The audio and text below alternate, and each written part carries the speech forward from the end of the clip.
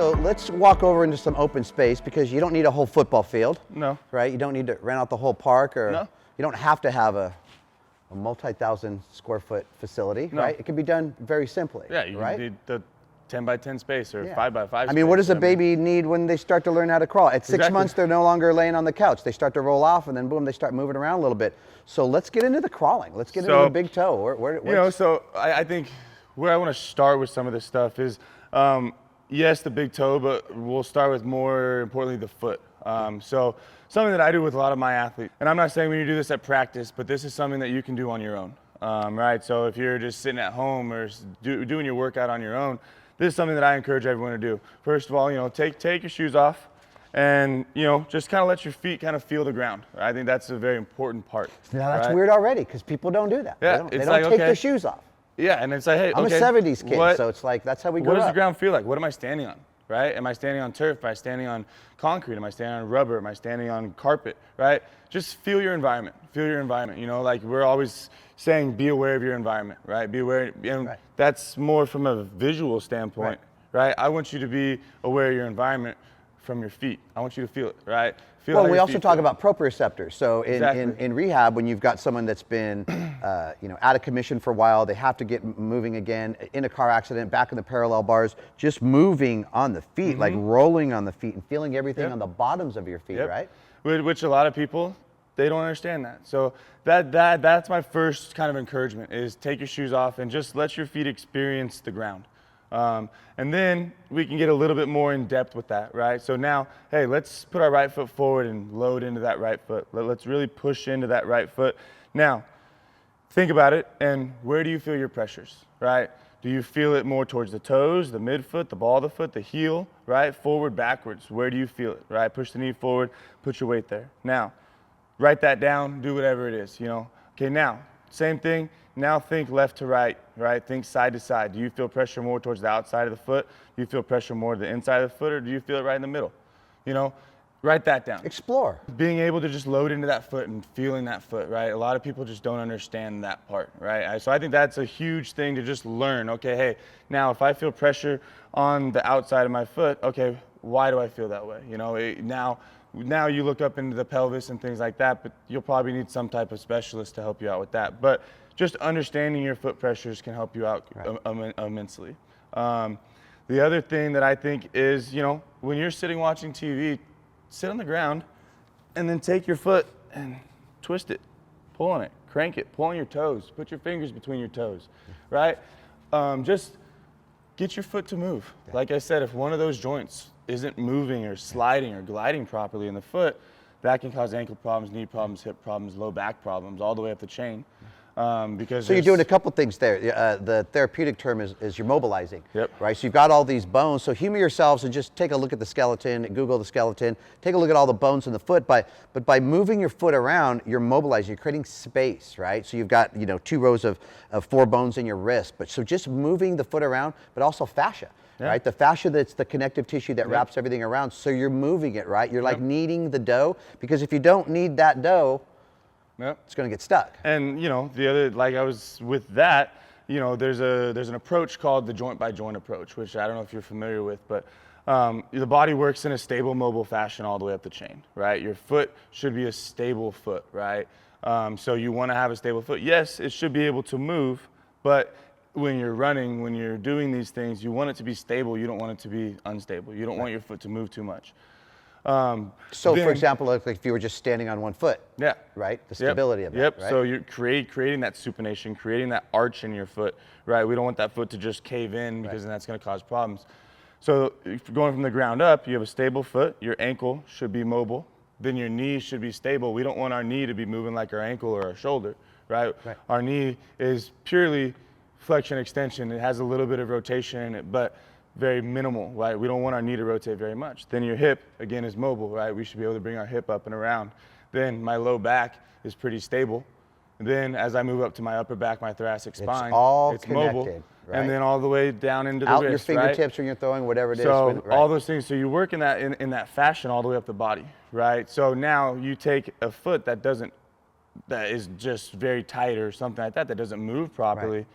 Let's say not doing now, its job. Right, so now say it's supposed to be stable, now you have an unstable foot. And now what overworks after that? So now is it your ankle that becomes stable to make up for the instability you have in your foot, and now your ankle isn't mobile like it should be. Or your knee, or whatever Or it could be is. your knee or your hip or right? something. Right. There's some kind of compensatory pattern that you've created. Because your body's going to do that. Exactly. If something was, you just had a break, that thing was, Yep. your body's going to, even in its own, to go back to 10,000 years ago, it's going to heal itself, and you're going to find a way to move. Yep. But we're trying to maintain that flexibility and that movement. And the other thing that, to piggyback on that, before we get into kind of the other things I want to talk about is, you know, once we have an injury, say you sprain your ankle, right? Your body's going to be like, okay, well, I sprained my ankle, but if it's a dire need and you got to sprint somewhere, your body's going to find a different motor pattern or pathway to make that happen. You're still going to be able to run. It might not be the best pattern, but now that you've done that, that compensatory pattern is in your brain. So now your ankle may be healed. It may be 6 months down the line. Your ankle may be healed. You don't have any more ankle pain. Right. But we have to teach your body. Right. But we have to teach your body to run the correct way again, because now it still remembers that compensatory pattern. Right.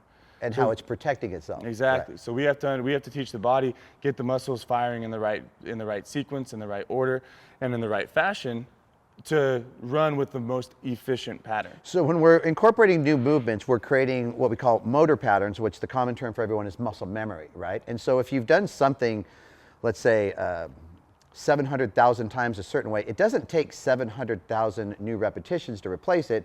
It takes an understanding of the new learning and just enough time so it starts to translate on its own, so you don't have to consciously think about it.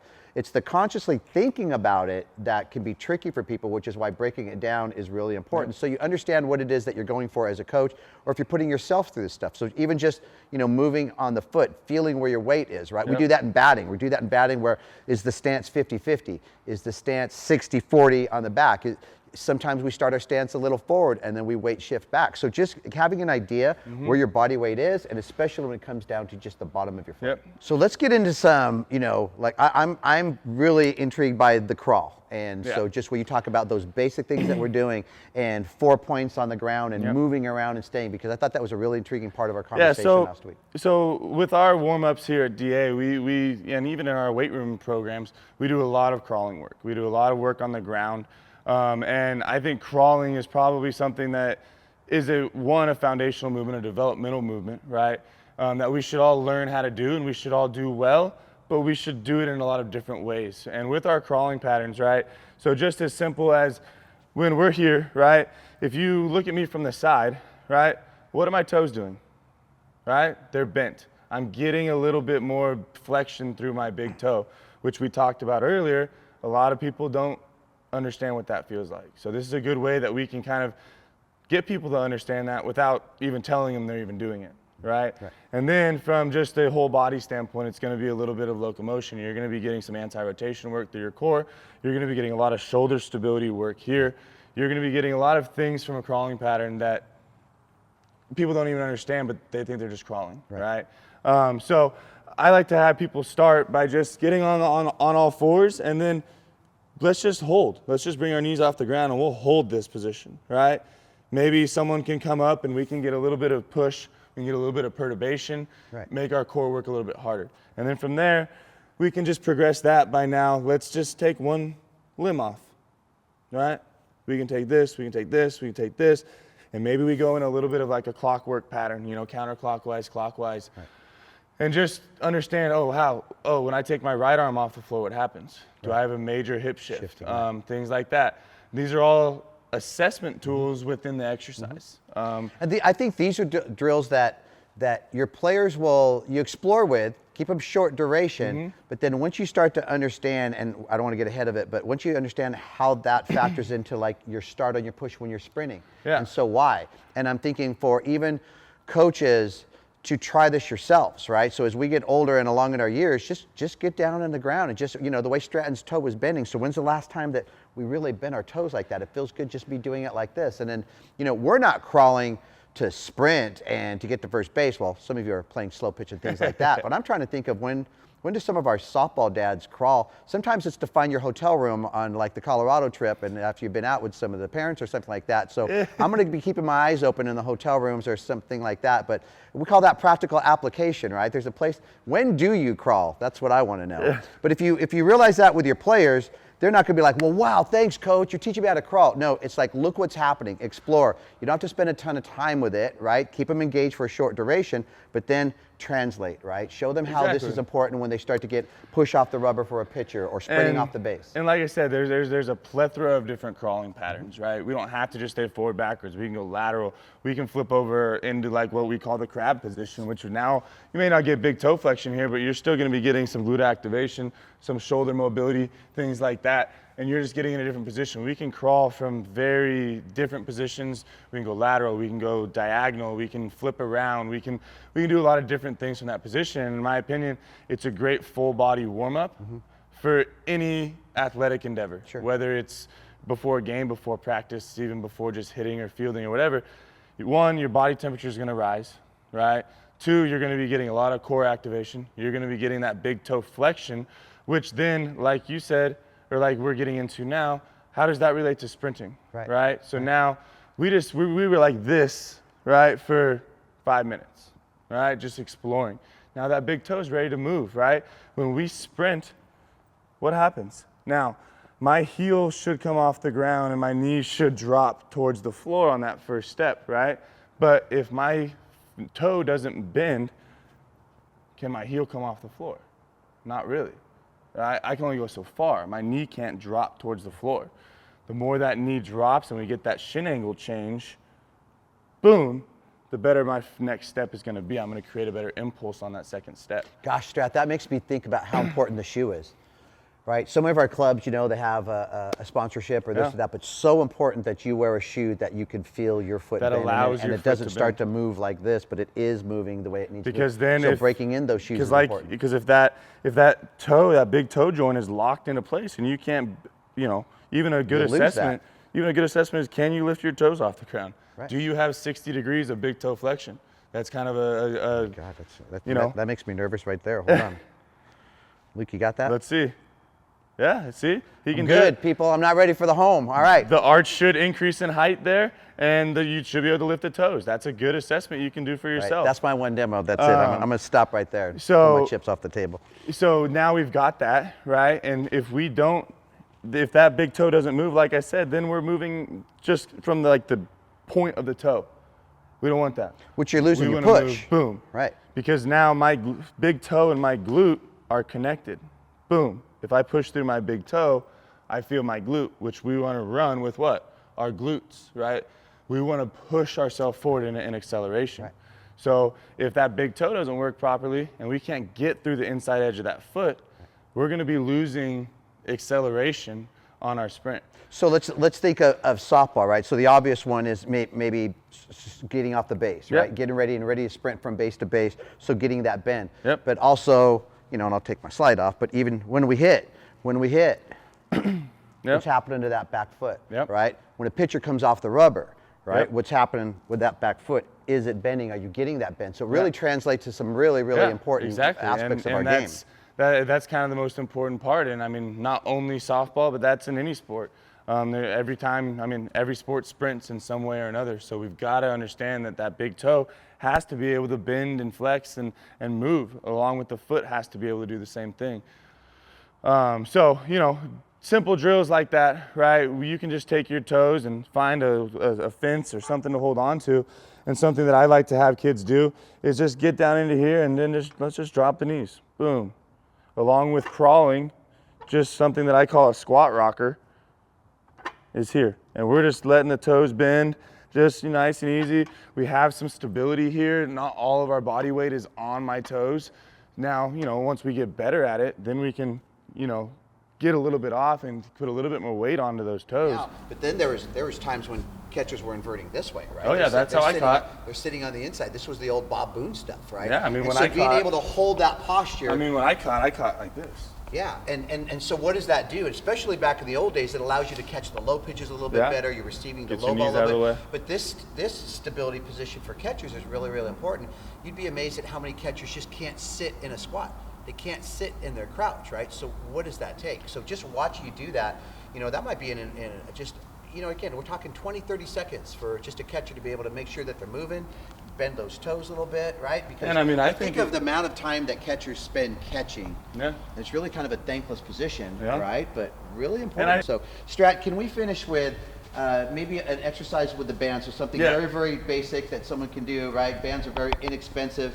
And so how could you use this, utilize it, and maybe that initializing that first step, and then becoming aware of what's happening with Mr. Big Toe? So basically a drill that I use with a lot of my athletes to work on some initial acceleration, just for sprinting mechanics, but also to get a little bit more specific with things. You can do this with pitching mechanics as well. But it's to just take some bands here. They don't have to be very strong. You don't need the strongest band in the world, because then that's going to kind of hinder your mechanics and actually not let you move too much. But you can take this, put it around, right? And then from here, you put it around your waist, right? You're going to step out a little bit. Now, with this, more towards the sprinting side of things, I like to have kids kind of start in a 3-point or a 4-point stance. So they'll get down nice and low here. Now, from here, they'll get down in this stance here. So I can have them either start in what's called a 4-point stance, which is just here. We can stagger our feet a little bit more like a track start. But if you look at this position, one, it looks a lot like what we just went over, which is the bear crawl, right? Or the crawling variation. So now we're in that position, but now we're going to use that position to work on sprint mechanics. If you look at my toes, both my toes are in that flex position, or in that stretched out position here. Now we come here, and now from here, when I say go, it can either be off of my go call, or off of my clap, or off of a visual stimulus. We can come here, and then boom, right? We can take a couple steps out. We're working on a 3-step acceleration. And that's just one variation we can do. So can you walk out to that position we were? I'm going to have a little fun with you on this one. Okay. So get in that same position, but now take your left foot and just drop it back a little bit more. And Okay. yeah, that's pretty good right now. Now take both hands and just put them right here by this hip. Okay, now give me that shin angle that you were talking about. All right, so if you're paying all kinds of crazy money for your daughter to throw harder in pitching, and you're obsessed with that pocket radar, right?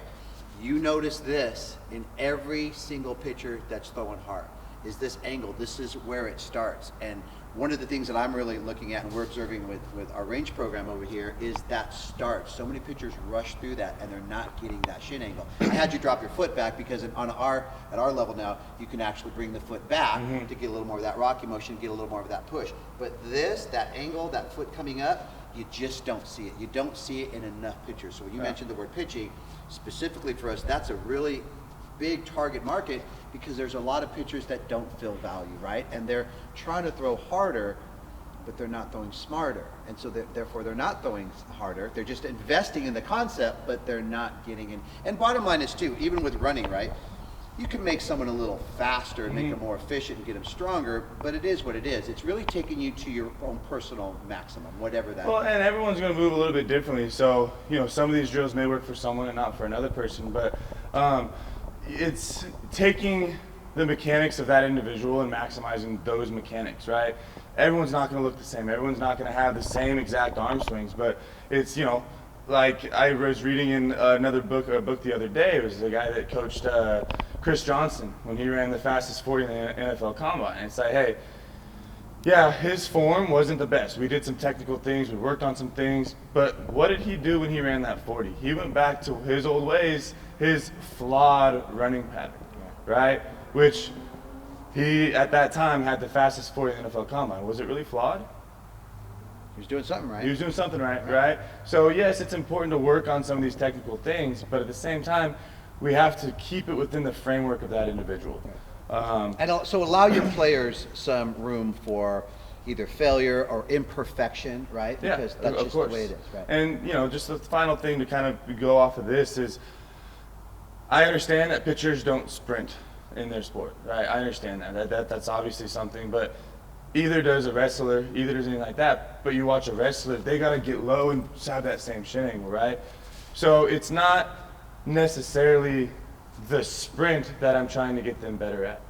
It's the positions and what sprinting does that I'm trying to get them better at to make them more efficient out of the circle. Right. Because this, in a 2-point start in sprinting, is very similar to what we just talked about with pitching.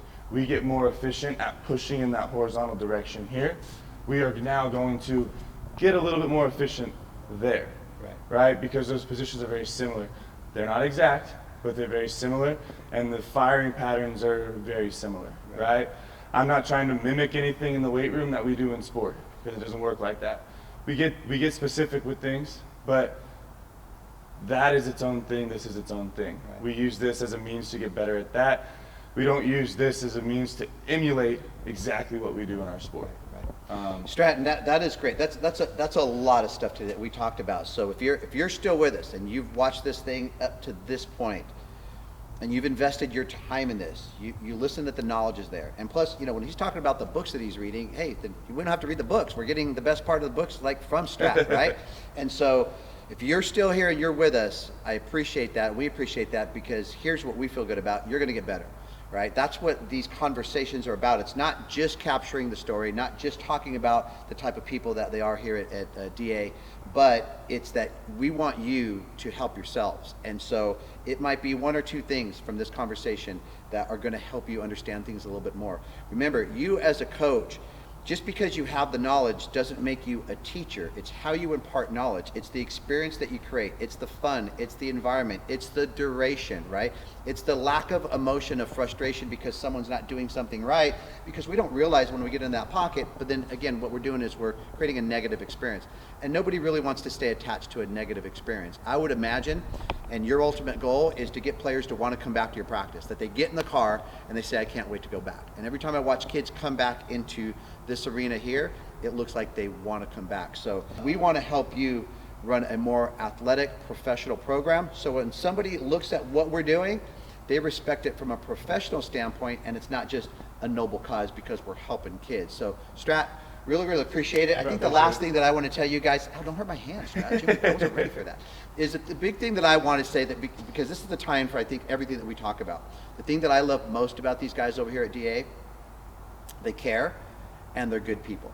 So with all of the success, all of the things, the posters, the trophies, the glamour, all of the stuff, be a good person, care about who you're dealing with, and you'd be amazed what that does to secure your relationship, right? Whether it's a working relationship or whatever it is. So listen, man, I appreciate you. Thanks, and can't wait till the next time we do this, all right? Me either. All right, Thank thanks, you. man. You guys take care out there.